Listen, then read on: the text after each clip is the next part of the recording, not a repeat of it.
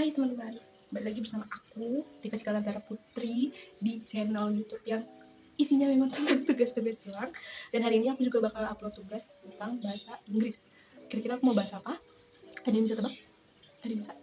Nah, hari ini aku bakal bahas tentang tenses dan passive voice. Nah, hari ini kita nggak bahas semua tenses, tapi kita bahas tenses-tenses yang ada di past, di waktu lampau, di waktu masa lalu, kayak bersama mantan.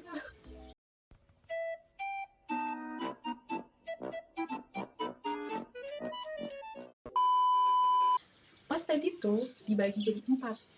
Pertama nih, ada simple past tense, yang kedua ada past continuous tense, yang ketiga ada past perfect tense, yang terakhir ada past perfect continuous. Nah, tanpa berlama-lama lagi, ayo kita pelajari satu-satu.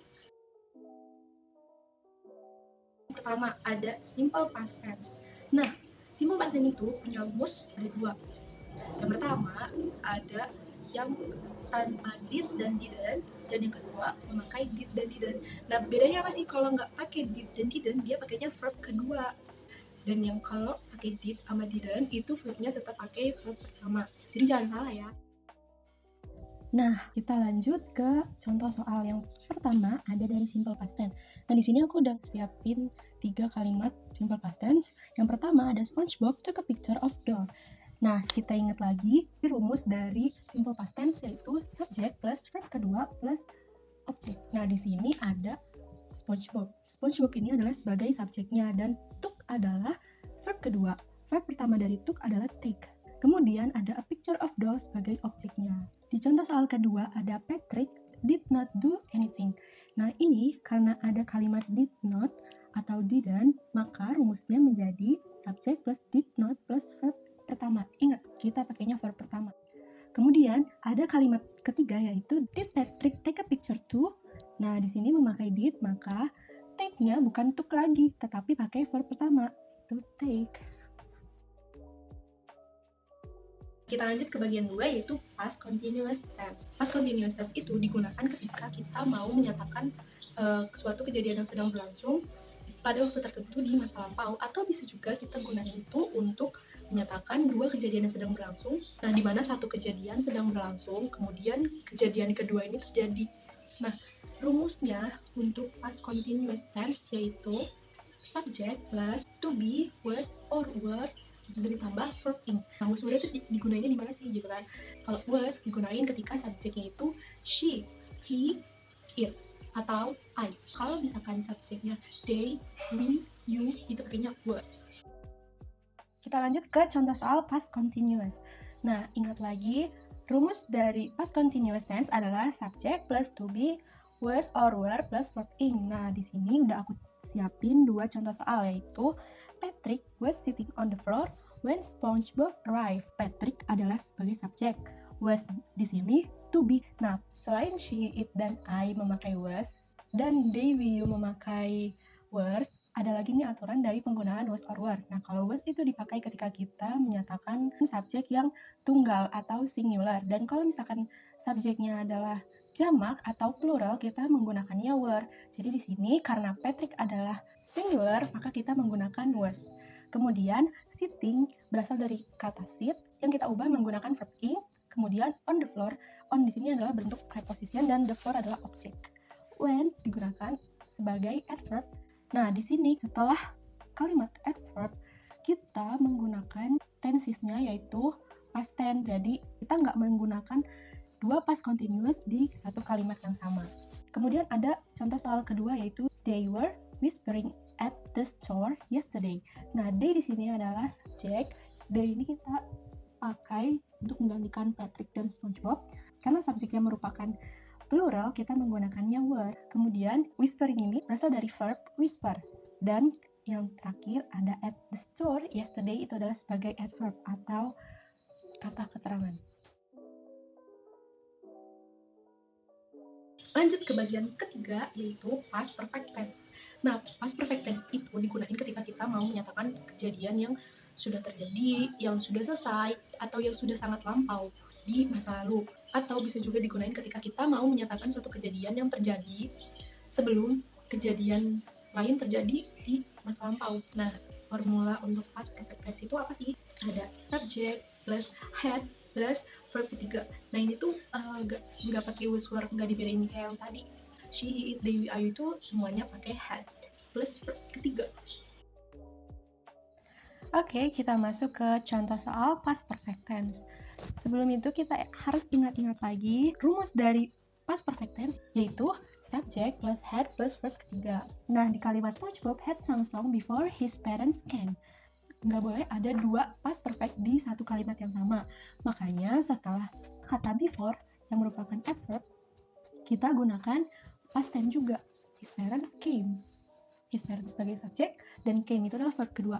Nah, di kalimat utamanya nih, SpongeBob had sung a song. SpongeBob adalah subjek, kita tambahkan had, gak peduli dia she, he, it, I, they, we, you, atau singular, plural, kita tetap gunakan had. Nah, sung di sini adalah verb ketiga dari sing, kemudian a song di sini adalah objek. Nah, yang terakhir, yang keempat, ada past perfect continuous. Kita gunain past perfect continuous ketika kita mau menyatakan suatu kejadian yang sudah berlangsung beberapa lama, tapi masih berlangsung ketika kejadian lain terjadi di masa lampau. Nah, past perfect continuous tense itu rumusnya kayak gini. Subject plus had been ditambah verb ing.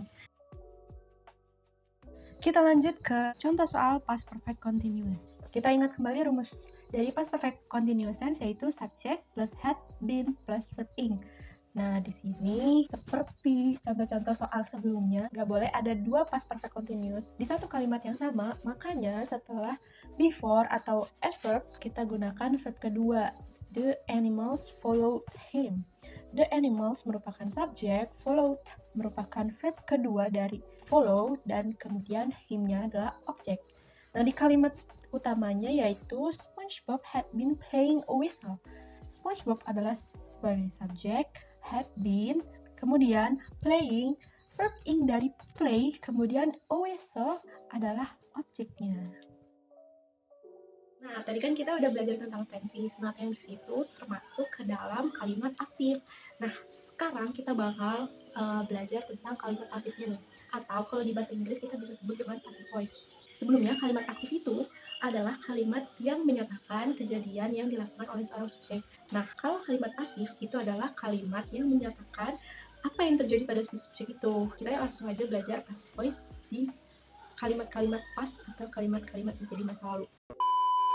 Sebelum kita belajar tentang passive voice, kita harus tahu tiga hal. Pertama ada subjek, yang kedua ada verb, dan yang ketiga ada objek. Nah, subjek itu adalah orang yang melakukan tindakan, dan verb itu adalah tindakannya yang dilakukan oleh seorang subjek, dan objek adalah penerima tindakan. Kalau di passive voice, subjek nantinya kalau di kalimat pasif jadinya itu jadi sebagai objek. Kalau misalkan dia objek di pasif itu jadinya jadi subjek, dia ditaruh di depan. Yang pertama ada passive voice di simple past. Nah, kalau past simple, kalimat aktifnya itu rumusnya subject plus verb kedua. Nah, kalau misalkan di pasifnya, rumusnya menjadi subject plus to be, was, or were. Tadi ya, was, or were-nya, she, he, it, dan I, itu pakai was. Kalau they, we, you, pakai were. Setelah itu ditambah verb ketiga, ditambah by plus object. Sedikit berbeda dari contoh-contoh soal di kalimat aktif yang sudah dijelaskan. Nah, di kalimat pasif aku bakal ngejelasin pakai dua kalimat seperti ini. Ada kalimat aktifnya dan kalimat pasifnya. Nah, kita mulai bedah aja. Kalau kalimat aktif di simple past tense, rumusnya kan subject plus verb kedua. Nah, kalau di kalimat pasifnya, dia menjadi subject plus to be, was, or were, plus verb ketiga plus by plus object. Jangan lupain, nah aktifnya itu adalah SpongeBob took a picture of doll. Kemudian pasifnya nih, jangan lupa objeknya dia menjadi subjek dan subjeknya dipindah menjadi objek. Makanya a picture of doll yang tadinya merupakan objek kita rubah ke depan menjadi subjek. Kemudian kita tambahin was karena a picture of doll merupakan singular. Kemudian taken adalah verb ketiga dari take, dan kita tambahin by. Kemudian SpongeBob yang tadinya adalah subjek kita rubah menjadi objek. Kedua nih ada past continuous tense. Tadi kan kalau kalimat aktifnya itu subject plus to be plus or were plus verb ing. Kalau kalimat pasifnya menjadi subject plus to be plus was or were plus being plus verb ketiga plus by plus object. Kita masuk ke contoh kalimat pasif past continuous tense. Nah, kalimat aktifnya dia jangan lupa pakai subject plus to be, was or were ditambah verb ing. Nah, kalau di kalimat pasifnya dia menjadi subject plus to be, was or were ditambah being, ditambah verb ketiga, tambah by plus object. Nah, di sini kalimat aktifnya Patrick was sitting on the floor. Kita rubah jadi kalimat pasif menjadi the floor, yang tadinya objek kita rubah menjadi subjek. Kemudian was, karena the floor ini adalah singular. Being, sat. Sat ini adalah verb ketiga dari sit. Kemudian kita tambahin by. Dan yang terakhir ada Patrick, yang tadinya subjek berubah menjadi objek.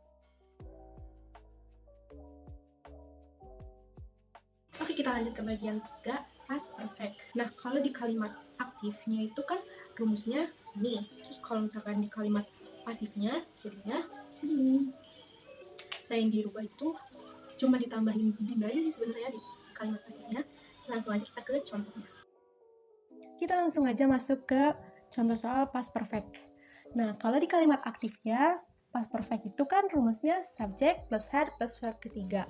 Nah, sini ada kalimat SpongeBob had sung a song before his parents came. Nah, kita rubah ke kalimat pasif menggunakan rumus subject plus had plus been plus verb 3 ditambah by plus object. Nah, kita abaikan kalimat before his parents came-nya karena kalimat itu nggak kita ubah.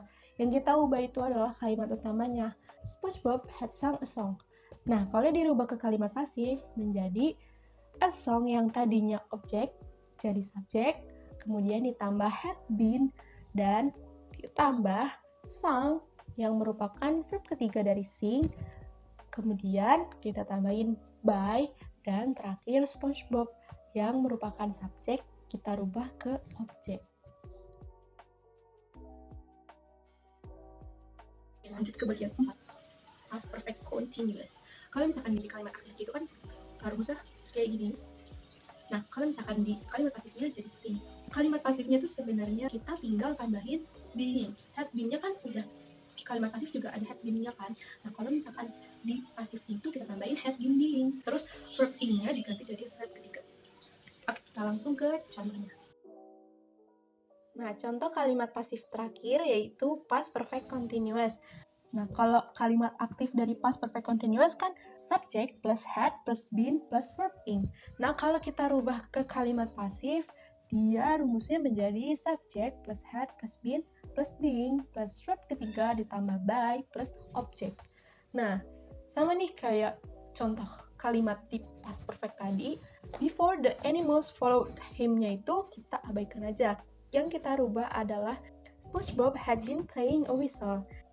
Nah, kita rubah jadi a whistle yang merupakan objek, kita rubah jadi subjek, kemudian had been being ditambah played yang merupakan verb ketiga dari play, kemudian kita tambahin by dan terakhir SpongeBob yang merupakan subjek, kita rubah jadi objek.